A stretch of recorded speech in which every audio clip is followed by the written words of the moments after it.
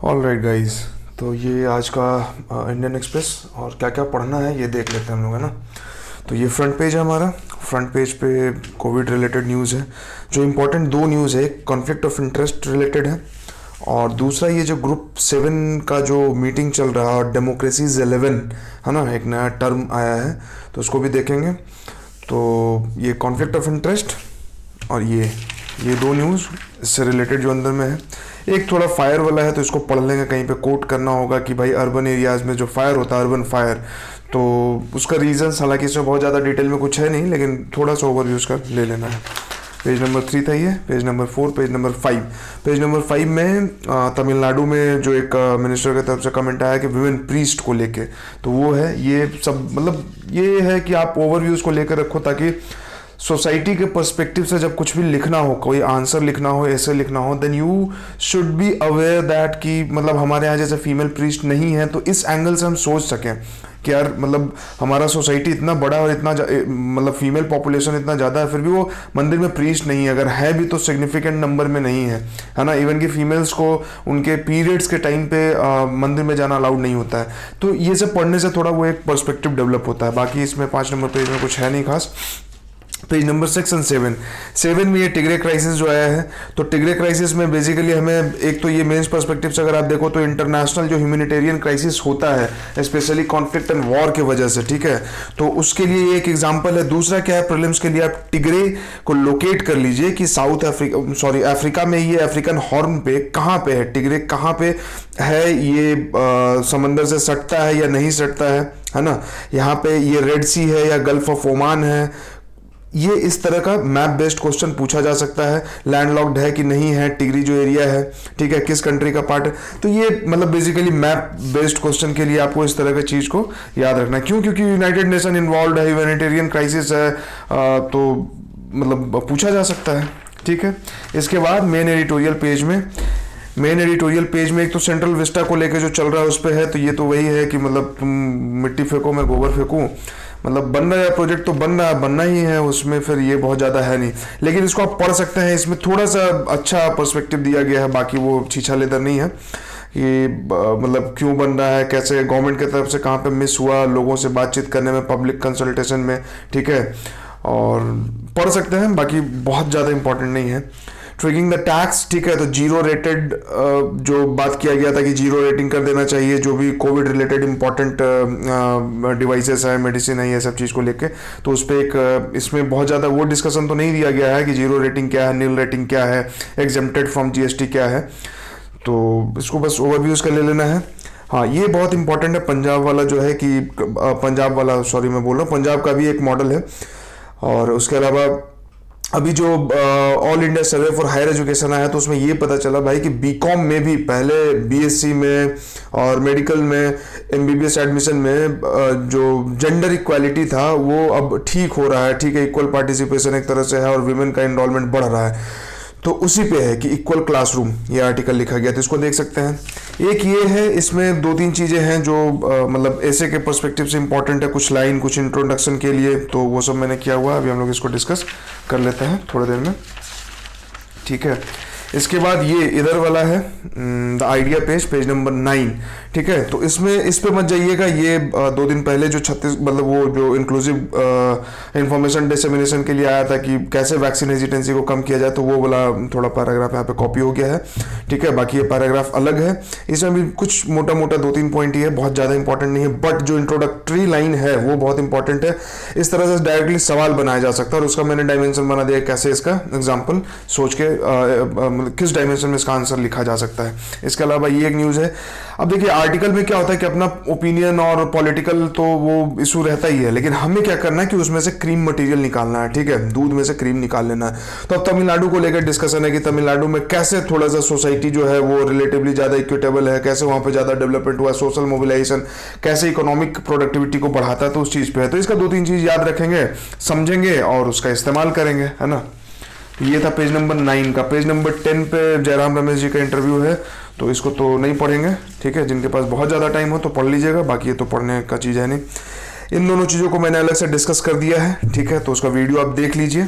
इसका 2-3 मिनट का होगा और इसका 5 मिनट का है, 5 या 9 मिनट का होगा, ठीक है, ये G7 वाला जो डिस्कशन चल रहा है, और मतलब G7 का डिस्कशन क्या चल रहा है, 3C पे चल रहा है। ठीक है, China, climate change and Covid.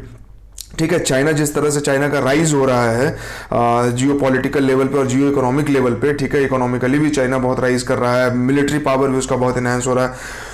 तो जो वेस्टर्न कंट्रीज है, जो ओल्ड मास्टर्स हैं, जो ओल्ड बॉसेस हैं, जो पुराने गैंग हैं, तो वो एक्टिव हो जाते हैं। तो G7 एक तरह से आप उस पर, मतलब लाइटर वे में बता रहा हूँ समझने के लिए, कि जो पुराने गैंगस्टर हैं तो उनको लगता है कि भाई अब तो अपना जो वर्चस्व है वो कम हो जाएगा, तो वर्चस्व को बनाने के लिए फिर वो मीटिंग वगैरह करते हैं, फिर नए गैंग मेंबर को भी शामिल करते हैं। ठीक है, तो G7 की जगह अब डेमोक्रेसी इज 11 के नाम से एक नया टर्म आया है। ठीक है, तो उसमें क्या किया जाता है कि लोगों को थोड़ा सा फिर खुश करने के लिए, जैसे $1 बिलियन डोजेज जो है वैक्सीन का वो पुअरर कंट्री को दिया जाएगा G7 की तरफ से।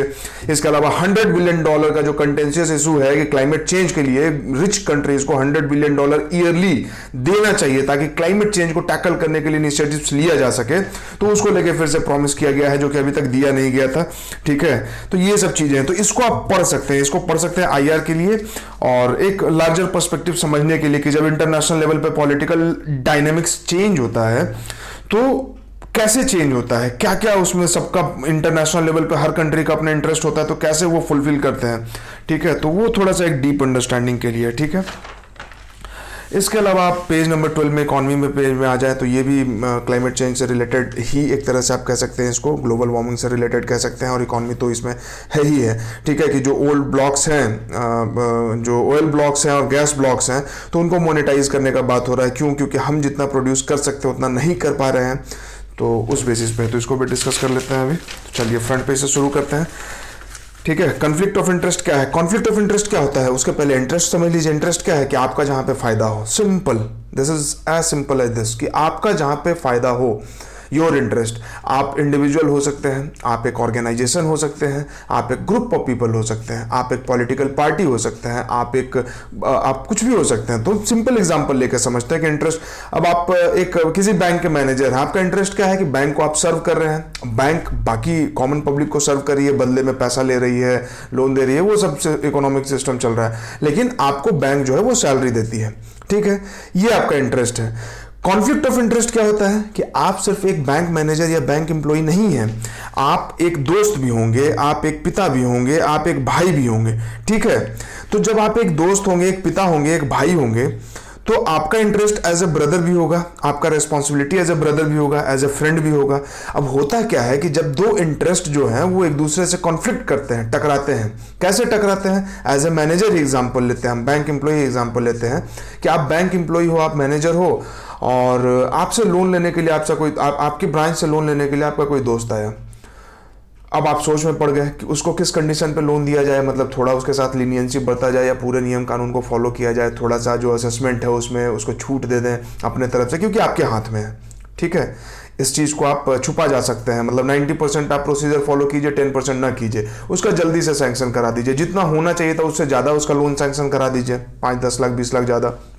This is conflict of interest. कि कॉन्फ्लिक्ट ऑफ इंटरेस्ट है, अब आप सोच रहे हैं कि ये किया जा सकता है कि नहीं किया जा सकता। This situation is called conflict of interest. और कॉन्फ्लिक्ट ऑफ इंटरेस्ट क्या करता है कि आपसे फिर कोई गलत काम करवा देता है। ठीक है, तो कॉन्फ्लिक्ट ऑफ इंटरेस्ट से बचने के लिए क्या करना होता है कि जब भी कोई कॉन्फ्लिक्ट हो तो आप उसको डिक्लेयर कर दीजिए कि देखो यार, हम बैंक मैनेजर हैं, लेकिन मेरा भाई हमसे लोन लेने के लिए आया इस बैंक से, तो उसका लोन मैं सैंक्शन नहीं करूंगा, कोई दूसरा पीओ होगा या कोई दूसरा मैनेजर होगा या दूसरा कोई एम्प्लॉय होगा, वो लोन सैंक्शन करो, मैं नहीं करूंगा। आप पुलिस इंस्पेक्टर हैं, ठीक है, और आप ही के भाई का केस आ गया आपके पुलिस थाने में, ठीक है, तो आप ये कर सकते हैं कि आप किसी दूसरे ऑफिसर को वो केस ट्रांसफर कर दीजिए कि यू शुड डील दिस, क्योंकि इसमें मेरा कॉन्फ्लिक्ट ऑफ इंटरेस्ट है, तो हो सकता है कि मैं इंपार्शियल न रह सकूं। ठीक है, तो ये है टीचर के हिसाब से समझ लीजिए कि आपके फादर टीचर हैं, आपकी मदर टीचर हैं और आप उसी स्कूल में पढ़ते हैं, तो वो कॉन्फ्लिक्ट ऑफ इंटरेस्ट बना रहता है कि क्या अपने बच्चे को हम क्वेश्चन थोड़ा 2-3 क्वेश्चन बता दें क्या, है ना, उसका जब मार्किंग हो रहा है तो 2-3 मार्क्स ज्यादा दिलवा दें क्या। This is conflict of interest. ये सोच कॉन्फ्लिक्ट ऑफ इंटरेस्ट है, ये सिचुएशन कॉन्फ्लिक्ट ऑफ इंटरेस्ट है। ठीक है, और इसके बाद जब जो चीज होता है तो वो उसका मतलब कि कॉन्सिक्वेंसेस होता है। ठीक है, तो बेस्ट वे है कॉन्फ्लिक्ट ऑफ इंटरेस्ट को ठीक करने का कि आप डिक्लेयर कर दो कि यार you are in the situation of conflict of interest, so you are rescuing yourself from this situation. कैसे कि भाई लोन मैं नहीं दूंगा, कैसे कि नहीं नहीं तुम्हारा कॉपी है तो मैं नहीं चेक करूंगा, कोई और टीचर चेक करेगा, कोई और मैथ्स टीचर चेक करेगा। इसका रीसेंट एग्जांपल क्या है, पुराना एग्जांपल आप देख सकते हैं, बहुत सारा है, ठीक है। जैसे चंदा कोचर वाला जो केस था वीडियोकॉन को लेके हुआ था, वो केस है। पीएनबी हाउसिंग जो है उसको उसका, और कार्लाइल एक अमेरिका का बहुत इन्वेस्टमेंट कंपनी, बहुत बड़ा जायंट है। तो क्या है कि पीएनबी हाउसिंग में जो लोग एम्प्लॉई हैं बड़े बड़े लेवल पे, तो उनका कार्लाइल से भी कहीं ना कहीं डायरेक्ट और इनडायरेक्ट कनेक्शन है। तो उस कनेक्शन पे हमें बहुत ज्यादा नहीं जाना, अंदर के पेज में एक एक नाम के साथ सब चीज दिया हुआ है डिटेल में, तो उस पर नहीं जाना, बस एग्जाम्पल याद रखना। कॉन्फ्लिक्ट ऑफ इंटरेस्ट पेपर 4 के लिए बहुत इंपॉर्टेंट है। अगर आप ये एग्जाम्पल लिखोगे यू विल गेट मतलब अच्छा नंबर मिल सकता है, क्योंकि ये कंटेम्प्रेरी एग्जाम्पल है, ठीक है। कॉर्पोरेट गवर्नेंस वाले इशू में भी इसको आप कोट कर सकते हो। तो ये था कॉन्फ्लिक्ट ऑफ इंटरेस्ट, ठीक है। ये ग्रुप 7 वाला है। तो ग्रुप 7 वाले में क्या चल रहा है भाई, देखिए चाइना का राइज हो रहा है। Just a second, let me zoom it little bit, ठीक है। तो चाइना का राइज हो रहा है, चाइना इकोनॉमिकली मिलिटरीली हर तरह से राइज कर रहा है, बेल्ट एंड रोड इनिशिएटिव बना रहा है, ठीक है। सबको आंखें दिखा रहा है, सबको समस्या है। इंडिया का भी देख लीजिए, कोविड क्राइसिस के टाइम पे जो लद्दाख में जो इशू हुआ लाइन ऑफ एक्चुअल कंट्रोल पे, LAC पे, ठीक है। तो ये सब बहुत प्रॉब्लमेटिक चीजें हैं। तो जो डेमोक्रेटिक कंट्रीज हैं वो साथ आ रही हैं, ठीक है। और क्या बात कर रही हैं, एक टर्म आया है ओपन सोसाइटी के बारे में, कि ओपन सोसाइटी होना चाहिए। ओपन सोसाइटी मतलब जिसमें इंडिविजुअल के पास फ्रीडम हो, वो अपना एक्सप्रेस कर सके जो फील करता है, ठीक है। सबके पास ह्यूमन राइट हो, अपना फंडामेंटल राइट हो, जैसे हमारे इंडिया में कॉन्स्टिट्यूशन हमें प्रोवाइड कराती है, ठीक है। जेंडर इक्वालिटी हो। ओपन सोसाइटी मतलब उसमें कहीं कोई दरवाजा बंद ना हो किसी के लिए, हर किसी के लिए हर दरवाजा खुला हो, आप आइए, घुसिए, काम कीजिए, ठीक है। तो इस तरह का सोसाइटी बनाना है। Freedom of expression, online offline दोनों तरह का ओपन सोसाइटी होना चाहिए, ठीक है। ऑफलाइन सोसाइटी तो हम लोग बात करते हैं, देखिए ये भी कितना अच्छा है कि सोसाइटी के बारे में जब बात करें तो आप सिर्फ एक डायमेंशन पे नहीं बात करेंगे कि ऑनलाइन ऑफलाइन सोसाइटी का बात कर रहे हैं कि भाई जो नॉर्मल हम डे टू डे अपने मतलब फिजिकल इन्वायरमेंट में देखते हैं, नहीं, ऑनलाइन सोसाइटी का भी अब बात करना है। तो एक डायमेंशन ये नया आ गया आंसर में कि ऑनलाइन सोसाइटी, ठीक है। डेमोक्रेसी को अगर प्रिजर्व करना है तो ओपन सोसाइटी तो बनाना ही होगा, तभी डेमोक्रेसी होगा। By the people, for the people, to the people, people ही पीपल, है ना। इंटरनेट का भी बात किया गया है, ऑनलाइन आ गया तो इंटरनेट का बात होगा, तो इंटरनेट शटडाउन का भी बात होगा, ठीक है। इसका थीम क्या था, build back together open societies and economies, ठीक है। सोसाइटी भी ओपन कीजिए, इकोनॉमी भी ओपन कीजिए, सबको इसमें अपॉर्चुनिटी मिलना चाहिए। इससे रिलेटेड देखिए जो अंदर में हम लोग अभी डिस्कस करेंगे, तमिलनाडु वाला जो आर्टिकल था वो थोड़ा सा इससे रिलेट हो जाएगा। ओपन सोसाइटीज, ओपन इकोनॉमी, सबको बैंक से लोन मिल जाए, सबको जब लोन मिले तो सब बिजनेस लगा सके, सब पैसा कमा सके, सब टैक्स दे सके, ठीक है। ऐसा कुछ ना हो कि कैपिटल कुछ ही लोगों के हाथ में हो और कोई बिजनेस करना चाहे, स्टार्टअप शुरू करना चाहे तो उसके लिए सिचुएशन बहुत मुश्किल हो, ठीक है। तो ये सब चीजें नहीं होनी चाहिए। तो ये थीम था। अब इसका कैसे इस्तेमाल कर सकते हैं, आईआर में आप इस थीम को लिख सकते हैं कि अभी इंटरनेशनल अगर जियो मतलब किसी ग्रुपिंग को लेके बात हो रहा है, जियो पॉलिटिकल लेवल मतलब ब्रॉडर लेवल पे जियो पॉलिटिक्स को डिस्कस किया जा रहा है, तो इस थीम को कोट कर सकते हैं, इस टर्म को कोट कर सकते हैं, ठीक है। तो इंडिया, अब इंडिया के बारे में है, तो इंडिया के बारे में हम लोग जानते हैं भाई कि हमारे यहाँ तो डेमोक्रेसी बहुत पहले से थी, सिविलाइजेशनल हमारा इथोस है डेमोक्रेसी, जो प्राइम मिनिस्टर ने रीइटरेट किया है कि भाई हमारे यहाँ तो पहले से डेमोक्रेसी है और हम लोग उसको और मजबूत बनाएंगे। हम आज भी डेमोक्रेसी, और इंडिया इतना अच्छा डेमोक्रेटिक कंट्री है कि हम जब आज़ाद हुए थे बहुत गरीब थे, बहुत कमज़ोर थे, पार्टीशन हो गया था कंट्री का और लिटरेसी रेट बहुत कम था, लेकिन फिर भी हमने, जो सबसे बड़ा एग्जांपल हम दे सकते हैं डेमोक्रेटिक इथोस का, कि हमने यूनिवर्सल एडल्ट फ्रेंचाइज, ना टैक्स के बेसिस पे, ना प्रॉपर्टी के बेसिस पे, ना जेंडर के बेसिस पे, ना रिलीजन के बेसिस पे, ना रीजन के बेसिस पे, सबको 1 पर्सन 1 वोट का राइट दिया, ठीक है। और बहुत सारे बड़ी बड़ी डेमोक्रेटिक कंट्रीज में ये धीरे धीरे ग्रेजुअली और बाद में हुआ है, इवन कि हमारे बाद हुआ है, ठीक है। तो हमारा डेमोक्रेटिक इथोस रहा है, इस चीज को समझना है, ऐसे में काम आएगा। और वैसे भी आईआर में लिखना है जब इस तरह का आएगा, ब्रॉडर लेवल पे कोई सवाल आ जाए तो उसको डील करने के लिए, ठीक है। तो रिपब्लिक जो था ही बुद्धिस्ट और जैनिज्म, जब हम पढ़ते हैं बुद्धिज्म और जैनिज्म तो उसमें पढ़ते हैं कि पहले ट्राइबल रिपब्लिक हुआ करता था हमारे यहाँ, ठीक है। ये है। इसके अलावा क्या है, vulnerable to disinformation and cyber attacks, ठीक है। तो डिसइंफॉर्मेशन के बारे में अगर आपने नहीं देखा तो एक्सप्लेन्ड वाले प्लेलिस्ट में आप जाइए, डिसइंफॉर्मेशन पे बहुत अच्छा डिस्कशन है, उसको आप सुन सकते हैं। तो डिसइंफॉर्मेशन को रोकना है, साइबर अटैक्स को रोकना है, क्यों? क्योंकि ये हमारे ऑनलाइन सोसाइटी को क्लोज करता है, ऑनलाइन सोसाइटी में पोलराइजेशन क्रिएट करता है, ऑनलाइन सोसाइटी को थ्रेट देता है, ठीक है। तो ये चीजें हैं। इसके अलावा क्या है, जस्ट अ सेकेंड,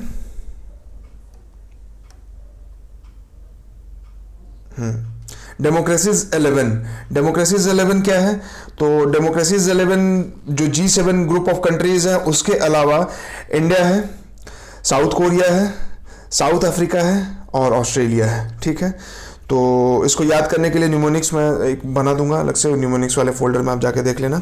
ठीक है, इंडिया को लेके क्या इशू उठा है कि जम्मू कश्मीर में जो इंटरनेट शटडाउन है, ठीक है, तो वो उसको लेके इंडिया के बारे में एक नेगेटिव वो बनता है, कश्मीर का पूरा ओवरऑल जो इशू है वो एक इशू बनता है। ठीक है, तो इसी के लिए एस जयशंकर साहब ने बोला है, जो कि बहुत अच्छा है कि जब आप कंक्लूड कर रहे हो तो इस चीज को कंक्लूजन में इस्तेमाल कर सकते हो। इस लाइन को क्या है, open societies and personal freedoms require careful nurturing, must be on guard against fake news and digital manipulations। ठीक है, तो ये अच्छा है कि हमें ओपन सोसाइटी बनाना है, लेकिन उसका मिसयूज नहीं होना चाहिए। अब अगर सिक्योरिटी पर्पज से कहीं पे इंटरनेट शटडाउन करना पड़ा है तो दिस इज इंपेरेटिव कि करना ही पड़ेगा, और कोई दूसरा ऑप्शन है नहीं, हमें ओवरऑल सिक्योरिटी को देखना होगा। यूटिलिटेरियन अप्रोच है, ठीक है, कि ज़्यादा लोगों का फायदा हो सके। सिक्योरिटी जब एक बार ठीक से प्रिवेल हो जाएगा पीस, तो उसके बाद फिर जो इंटरनेट शटडाउन है या बाकी जो रेस्ट्रिक्शंस है उसको कम किया जाएगा। ठीक है, और इस पर खासकर कोई दूसरे कंट्री, कोई दूसरे लोग हमें सजेशन ना दे, क्योंकि ये हमारा इंटरनल मैटर, इंटरनल इशू है, और इंडिया एक सोवरेन कंट्री है, वो अपने मामलों को खुद देख सकती है। ठीक है, जैसे अभी कोविड हुआ, तो कोविड होने के बाद हमको इकोनॉमी को शट डाउन करना पड़ा। क्यों? क्योंकि life is greater than livelihood, कि भाई जब जान है तब जहान है, मोदी जी ने कहा था, तो जान बचाना है, तो इसलिए इकोनॉमिक लॉकडाउन किया गया। तो उसी तरह से इंटरनेट शटडाउन आप उस पर्सपेक्टिव से देख सकते हैं, इसमें बहुत ज्यादा इमोशनल नहीं होना है। ठीक है, एज ए यूपीएससी एस्पिरेंट आपको सोचना है। हाँ, उसमें अगर कमी है कि जबरदस्ती का किया जा रहा है, कोई अच्छा डिस्कशन आ रहा है, तो उस चीज को तो लिखना ही लिखना है। ठीक है, कि ये बताना है कि आर्टिकल 19 हमें fundamental right of freedom of expression देता है, but that have reasonable restriction.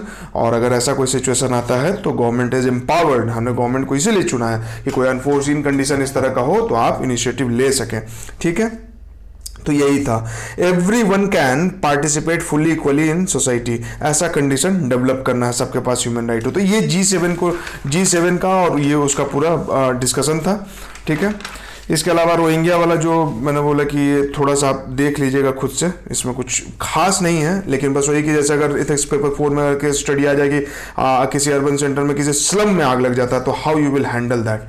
ठीक है, तो आग लगने का कारण होता है कुछ मिस्चीवियस एलिमेंट जो होते हैं वो जानबूझ के भी आग लगा देते हैं, है ना। तो क्योंकि रोहिंग्या ने इंश्योरेंस तो करवाया नहीं कि अपने दुकान में जबरदस्ती खुद ही आग लगा के और इंश्योरेंस का पैसा क्लेम करना है। ठीक है, और अर्बन फायर एक सीरियस इशू है। पिछले साल सूरत में एक बिल्डिंग में आग लगी थी, कोचिंग के बच्चों को आपने देखा होगा खिड़की से कूद के जान बचाते हुए, जिसमें कि कुछ लोग की जान चली गई। दिल्ली में होटल अर्पित इंटरनेशनल में करोल बाग में आग लगी थी।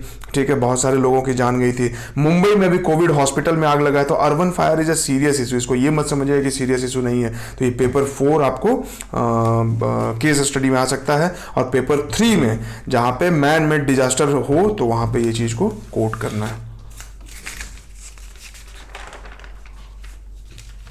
ये आप पढ़ लीजिएगा। ठीक है, छोटा सा आर्टिकल है, डिग्री हो गया।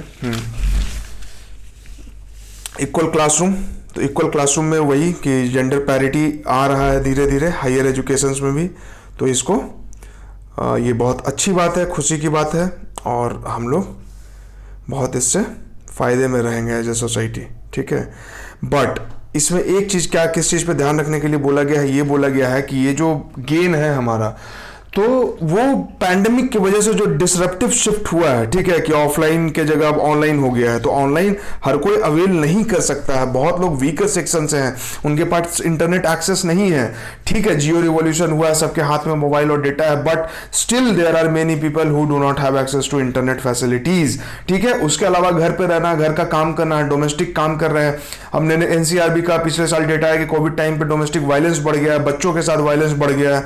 ठीक है, तो ऐसे केस में गवर्नमेंट को थोड़ा एक्स्ट्रा ध्यान देना होगा, ताकि ये जो हमें फायदा हुआ है वो पैंडेमिक की वजह से फिर अंडन ना हो जाए। कैसे किया जा सकता है? तो मॉनेटरी बेनिफिट देना, हैंड होल्डिंग करना है, इंटरनेट इंफ्रास्ट्रक्चर को इस तरह से डेवलप करना है। पोस्ट पैंडेमिक हमें प्लानिंग करना होगी, पोस्ट पैंडेमिक कैसे वापस से सबको लेके आएंगे।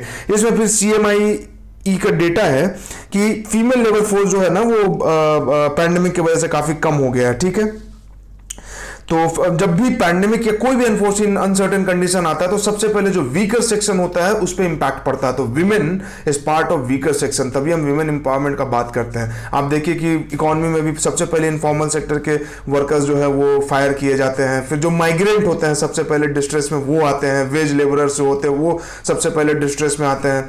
ठीक है, सोसाइटी के लेवल पे आप देखो तो कास्ट बेसिस पे जो इंडिया में सेग्रीगेशन है, तो स्ट्रेटिफिकेशन है, तो उसमें कास्ट बेसिस पे जो सबसे नीचे के तबके के लोग हैं वो सबसे ज्यादा इंपैक्ट होते हैं। ठीक है, this is the hard truth and hard reality. इस पे सेंटिमेंटल नहीं होना है कि भाई नहीं हमारे यहाँ कास्ट एग्जिस्ट नहीं करता है। अगर जिनको लगता है कास्ट एग्जिस्ट नहीं करता, you should go and read the NCERT of society. ठीक है, मतलब बहुत ज़्यादा भी पढ़ने की जरूरत नहीं, सब सोसाइटी पढ़ लोगे तो आपको समझ में आ जाएगा। ठीक है, इसमें एक लास्ट लाइन है, ये हम इंट्रोडक्शन या कंक्लूजन के लिए इस्तेमाल कर सकते हैं। Employable women is an asset for any economy and society. ठीक है, employable women is an asset for any economy and society. These are gains that the state can ill afford to squander. ठीक है, तो जब आप कोई discussion लिख रहे हैं वहां पर आपने लिख दिया है तो कंक्लूड करना है तो आप इस लाइन का इस्तेमाल कर सकते हैं। और ये जो पेज होता है ना, ये जो आर्टिकल होता है, जनरली इसमें ऐसा होता है कि आपको इंट्रोडक्शन और कंक्लूजन वाला लाइन मिल जाएगा, तो इसको आप लिख सकते हैं। When it comes to gender equality there are miles to go in numerous aspects of Indian social life, but the gap is closing in the undergraduate classroom. अब सवाल यही आ जाए, इसी को इसके आगे क्वेश्चन मार्क लगा दीजिए। ठीक है, तो आपको इसको डिस्कस करना है कि डिस्कस कीजिए इस स्टेटमेंट को।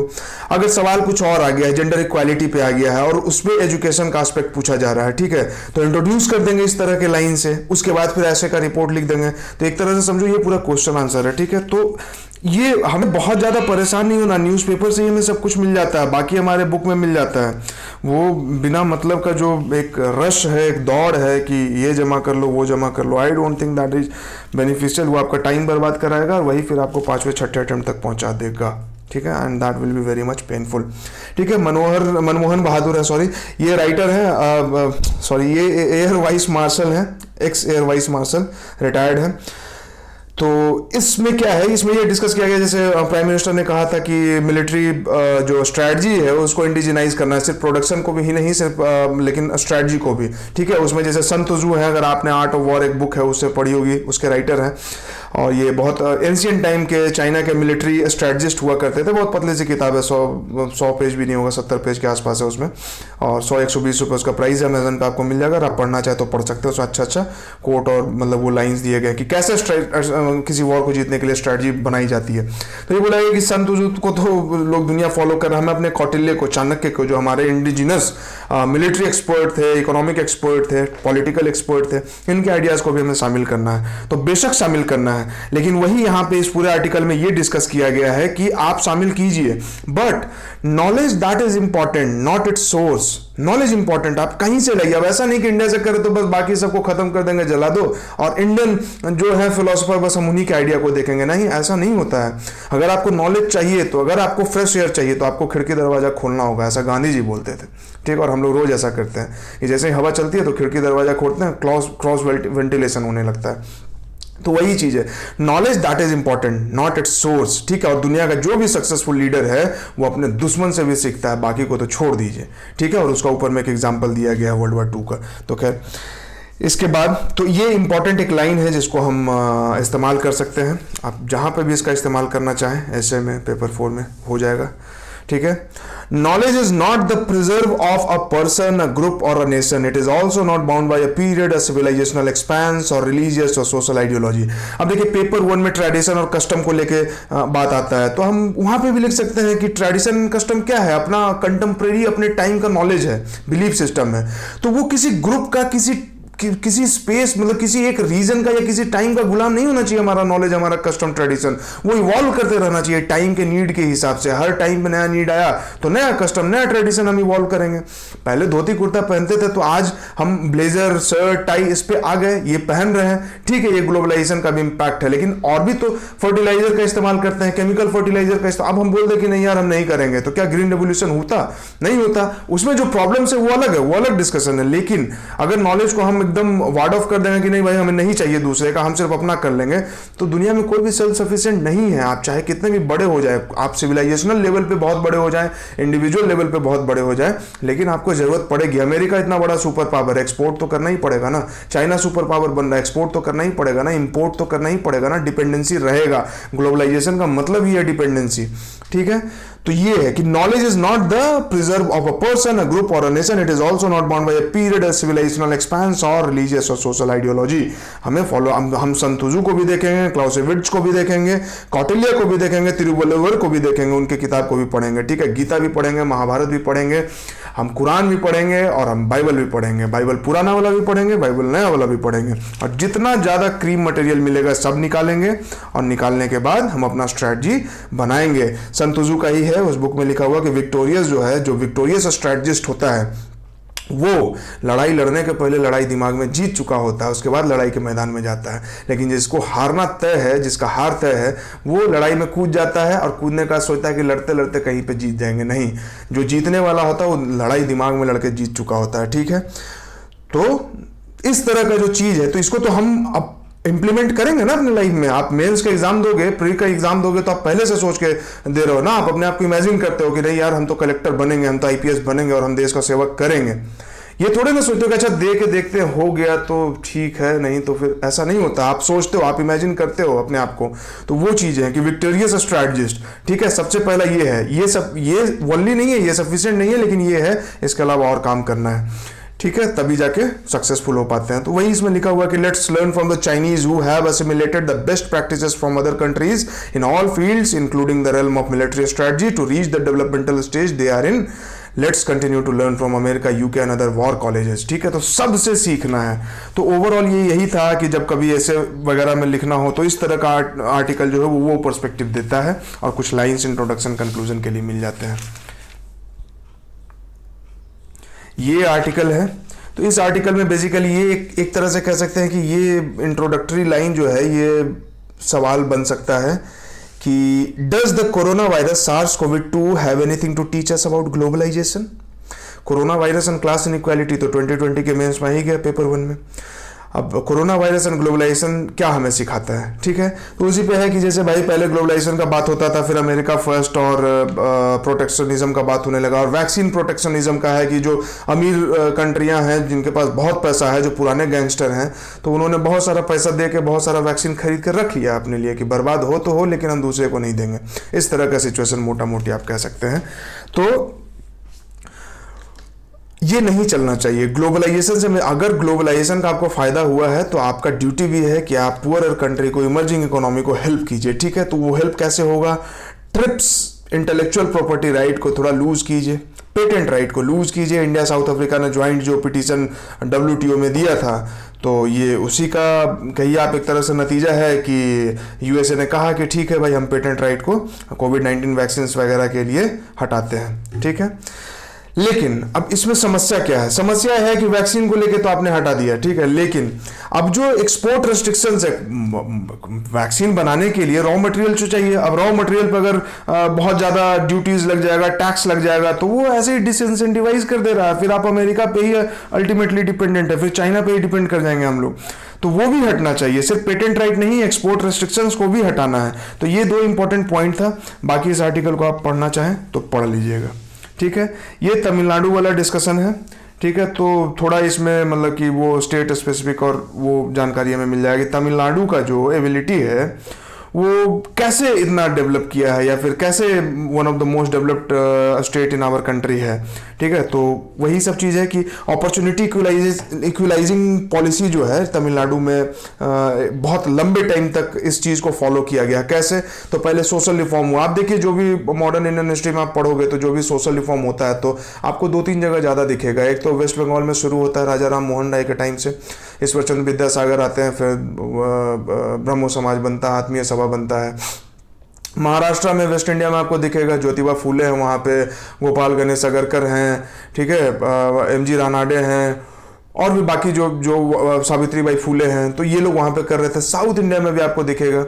तो टेम्पल एंट्री मूवमेंट है तो साउथ इंडिया में हो रहा है, ठीक है। कास्ट बेस्ड मोबिलाइजेशन हो रहा है कि भाई लोअर कास्ट को भी रिप्रेजेंटेशन मिलना चाहिए इकोनॉमी में, पॉलिटी में, तो ये सब साउथ इंडिया में आपको ज़्यादा मिलता है। साउथ इंडिया कहने का ना कि तमिलनाडु जैसे स्टेट में, केरल जैसे स्टेट में, तो इसलिए उसका इम्पैक्ट भी दिखता है कि उस समय तो लगता है कि अरे यार ये तो कास्ट बेस्ड आइडेंटिटी चल रहा है, कास्ट बेस्ड पॉलिटिक्स चल रहा है, लेकिन ओवरऑल उससे पूरे सोसाइटी को फायदा होता है, इकोनॉमिक प्रोडक्टिविटी बढ़ती है। तो उसी का बात किया गया है कि अपॉर्चुनिटी इक्वलाइजिंग पॉलिसी बना है कि अपॉर्चुनिटी सबके लिए एक तरह से बराबर किया जाए, उस तरह उस डायरेक्शन में काम किया जाए। इन्वेस्टमेंट, ठीक है, एजुकेशन और हेल्थ में, जब आप एजुकेशन और हेल्थ में इन्वेस्ट करोगे तो आपको डिविडेंड मिलेगा ही मिलेगा। हर क्लास को फायदा होता है, हर कास्ट को फायदा होता है, और उसके बाद फिर ओवरऑल सोसाइटी को फायदा होता है, ठीक है। तो उसके बाद क्या हो जाता है कि जब आपको अगर एजुकेशन और हेल्थ से इतना ज्यादा फायदा होगा और आपको अपने स्टेट में रोजगार मिलेगा, माइग्रेट नहीं करना पड़ेगा, तो आपका जो पहला आइडेंटिटी हो जाता है नेशनलिज्म, मतलब इंडियन होने के बाद जो सेकेंड आइडेंटिटी होगा वो द्रविडियन तमिल आइडेंटिटी हो जाता है, ना कि कोई कास्ट आइडेंटिटी होता है, क्योंकि आपको बहुत डिग्निफाइड लाइफ मिल रहा है, तो आपको अपने उस स्टेट से प्यार हो जाता है, उस स्टेट के बारे में आप ज्यादा सोचते हैं, तो आपको लगता है कि नहीं भाई, मतलब कास्ट और बाकी जो छोटा सब ग्रुप आइडेंटिटी है वो आपके लिए उतना मायने नहीं रखता है जब लार्जर आइडेंटिटी की बात होती है, ठीक है। तमिलनाडु में broad basic entry into school education, ठीक है, कि स्कूल एजुकेशन को ब्रॉड बेस्ड बनाया गया है, ठीक है। उसमें एग्जांपल दिया गया कि नून मील स्कीम चला, इंफ्रास्ट्रक्चर को डेवलप किया गया, और इस सब का इम्पैक्ट क्या हुआ? इम्पैक्ट ये हुआ कि highest enrolment rate of women and lower caste group जो है वो तमिलनाडु में मिला। Lowering the cost of education, जब एजुकेशन के कॉस्ट को कम करेंगे तो गरीब से गरीब तबका पढ़ पाएगा, और जब पढ़ पाएगा तो उसका फायदा पूरे सोसाइटी को होगा।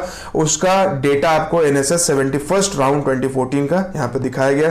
ये सब उतना याद नहीं रखना है, एक समझने के लिए, एक पर्सपेक्टिव डेवलप करने के लिए, ठीक है, कि जब कभी बताना है कि कोई स्टेट कैसे ग्रो कर सकता है, अगर बिहार को ग्रो कराना है, यूपी को ग्रो कराना है, ईस्टर्न यूपी को ग्रो कराना है, झारखंड को ग्रो कराना है, तो हम कैसे सीख सकते हैं दूसरे स्टेट से कि एजुकेशन के कॉस्ट को कम कर दें, ठीक है। तो तमिलनाडु जैसा ब्रॉड बेस्ड एजुकेशन सिस्टम बन जाएगा।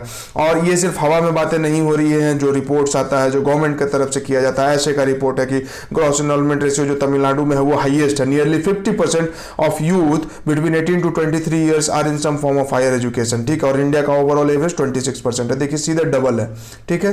तो इतना इंपैक्ट होता है इस चीज का जब आप broad basic entry into school education करेंगे, तो जो प्राइमरी स्कूल में जाएगा वही सेकेंडरी में जाएगा, वही टर्शियरी में जाएगा, वही प्रोफेशनल एजुकेशन में भी जाएगा, ठीक है।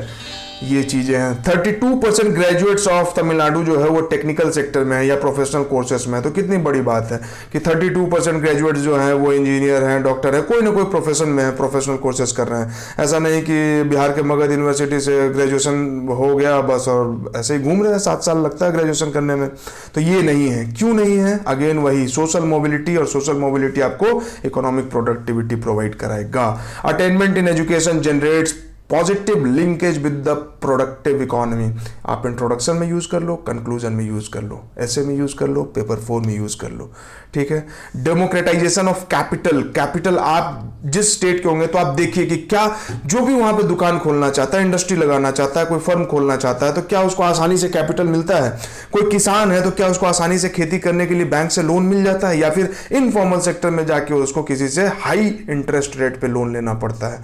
इसको बोलते हैं एक्सेस टू कैपिटल, ठीक है। अगर उसको डेमोक्रेटाइज कर दिया जाए कि बैंक में जाके राजा भी लोन ले सके, गरीब भी लोन ले सके, और गरीब भी फिर किसी दिन राजा हो सके, तो इसको बोलते हैं डेमोक्रेटाइजेशन ऑफ कैपिटल, ठीक है।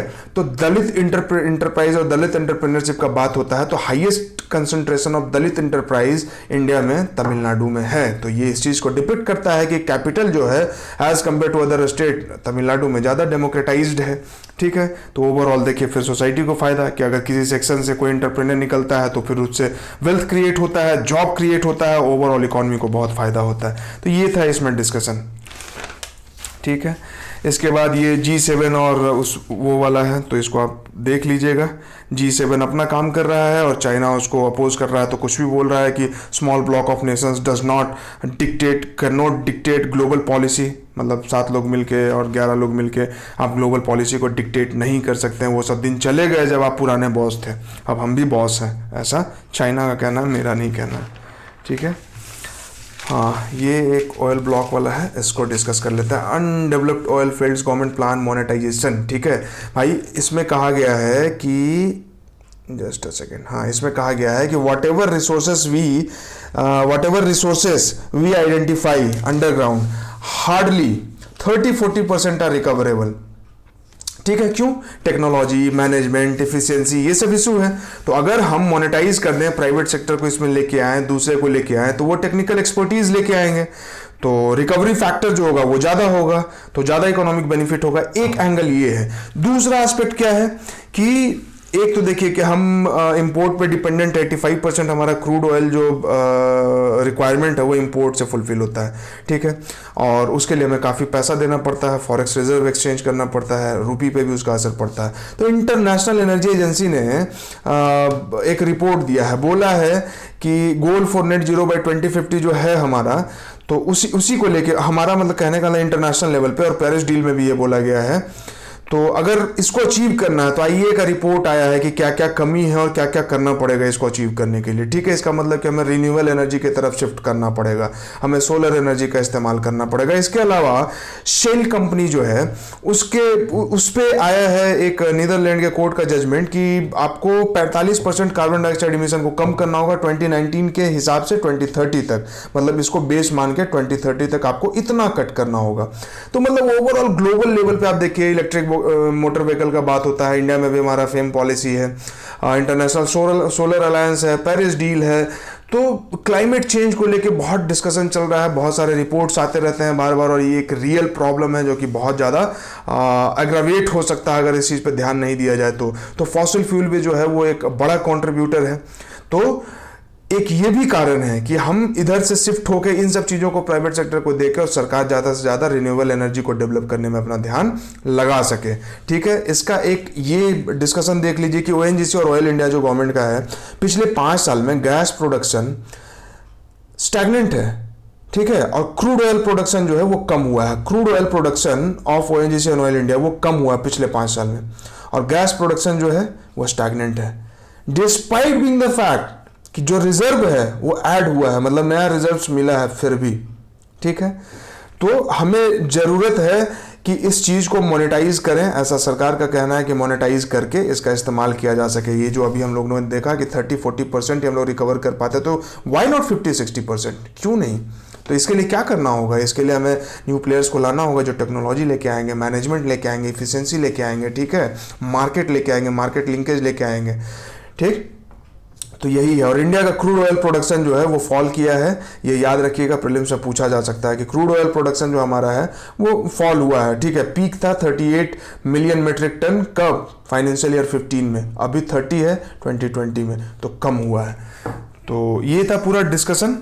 ठीक है, इसको हम पेपर 3 एनवायरनमेंट रिलेटेड, जब क्लाइमेट चेंज रिलेटेड कोई सवाल आएगा तो अगर एकदम फॉसिल फ्यूल रिलेटेड आया है तो थोड़ा सा उसमें ज़्यादा इसको लिख सकते हैं, अगर उससे नहीं रिलेटेड है एक लाइन कहीं पे लिख देंगे, बॉक्स बना के कहीं साइड में लिख देंगे। तो ये था आज का इंडियन एक्सप्रेस, एकदम हॉलिस्टिक डिस्कशन। अगर मज़ा आया हो तो कमेंट करके बताइएगा, नहीं आया हो तो भी कमेंट करके बता दीजिए भाई, कुछ गलत बोला हो, सही बोला हो, है ना। लाइक कीजिए, शेयर कीजिए, सब्सक्राइब कीजिए। Thank you very much.